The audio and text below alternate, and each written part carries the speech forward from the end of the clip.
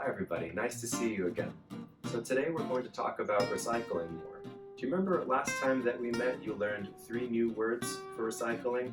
There's 3 different parts that we were talking about. They all start with the letter R. There's reduce, reuse, and recycle. But today we're just going to talk about the first one, reduce.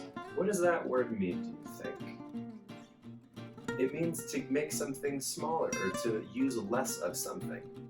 So we're going to talk about one way that we can reduce what we use. So I'm thinking about lunchtime, when we go out of the house to eat lunch.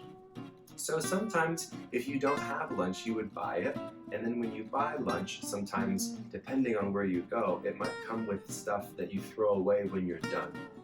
And what we can do when you're planning to bring lunch somewhere is, here's one thing. Like I know some of you probably have at your house, we have a lunch container that's made out of glass on the bottom, or maybe a different material, and then has a top that's made out of plastic. But when we're done with it, do we throw it away? No, we bring it back home and we can rinse it out and wash it to make it clean for the next time. So then no trash happens. So that's one thing. And then also for lunch, when I have something like a sandwich, this is something that I just found out about. I didn't know about this for very long. This is like a plastic bag that you get to keep reusing, and then it washes really easily.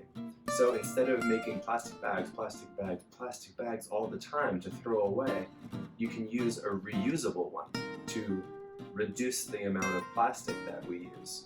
Because plastic, when we throw it away, it takes a really, really long time for the earth to make it, break it down and go away. Like such a long time. So it's good to use less plastic. And also, of course, if I'm eating lunch, I like to bring a fork.